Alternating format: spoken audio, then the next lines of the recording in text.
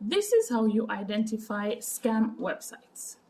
So you normally notice that the URL is suspicious, because what these scamming websites do is that they imitate a legitimate business. So normally if you look at the URL, it looks exactly the same. Let's give an example as Google. Google is wide, but let's use Google. Google has two O, the letter O. But if I tried afterward to copy the Google logo and the domain and so forth, instead of the O, they would put two zeros. So you would have G00GLE. Okay, but maybe you look at it and like, well, this is from Google because it says Google. But if you look closer, you realize, oh, it's not the letter O, it's the number 00. So with these things, we have to be careful. We have to really check the URL to make sure that it is from the legitimate business that we're trying to gain access to.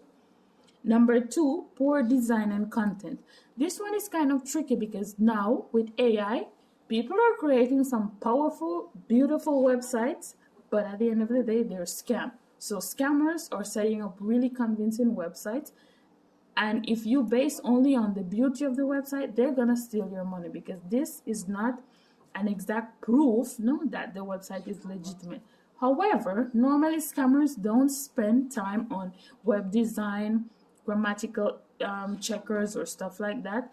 They normally don't, but now they're becoming smarter. Threat actors are becoming smarter, and they know that people pick up on low quality or grammatical errors. So they're really leveraging AI to make sure that their website is powerful and convincing, and they can convince you. So just be careful when we talk about poor design or content in this case, but definitely this can help.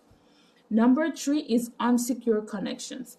So I mean, when you go on the website, this is also important, if you have an antivirus on your device. I say this a lot, but if you have the antivirus on your device, it's going to tell you if the website is legit or not. In my case, when I use McAfee says danger, go back. So that's what I do, I go back. But I don't know which antivirus software you use, but it should tell you if the website is secure or not, or if this page is dangerous, if this attachment, whatever. So make sure you have an antivirus on your device that will help you to identify unsecured connections. Okay, unrealistic offers.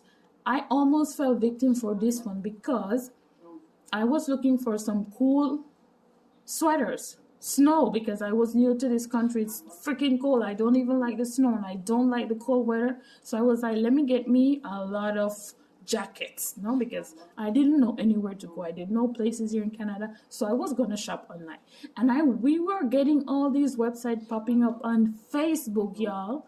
They were running ads on Facebook, but they're scamming website. It takes you to the website, you see the product. Some of them were like leather with fur underneath, and they were so beautiful. The pictures were awesome. Free shipping, also free shipping. And the prices were less than $50 and stuff like that. But something didn't feel right. Even with my husband, he was like, something just doesn't feel right. So we didn't shop on these sites. But just imagine people who get like really optimistic and excited for these offers, they will become victim, because the thing is, you're gonna shop on the site, you won't get the products, but they will also steal your credit card information, because now you've introduced your credit card information on a phishing site, and they have all the information, clear, plain text information that they can use later. So this is also the importance of having an SSL certificate on your website, because this will encrypt the customer's data, and if a threat actor were to intervene, they really wouldn't be able to understand the information. So this is why it's also important. And the 5th and the last one is to limited contact information. So when you go to a website, there's no contact information, most likely it's not a legitimate business, because scammers probably won't put their own information, or you can't find their location. You don't even know in which country they're located. You cannot find an email address, you cannot find their telephone number, you cannot find anything. Because one thing is that when you have an email address to the business, because you know when you're doing a legitimate business, you try to make sure that everything matches. So once you get the domain, you try to get the email address also that matches the domain. So the moment a person looks this up on, even on Google, you just drop it in Google Chrome search bar, it's gonna tell you that this belongs to this and it's connected. So it's somehow it's gonna bring them back to your website. But when this cannot happen, it shows that the website is not legitimate. It's a scamming website. So we have to be mindful of this. So these are 5 ways that you can identify a scam website and make sure that you protect yourself all the time, especially online, in e-commerce. And yeah, it's basically learning more about these cyber threats and how you can protect yourself and your family. I hope this helps you, and I'll see you on the next one.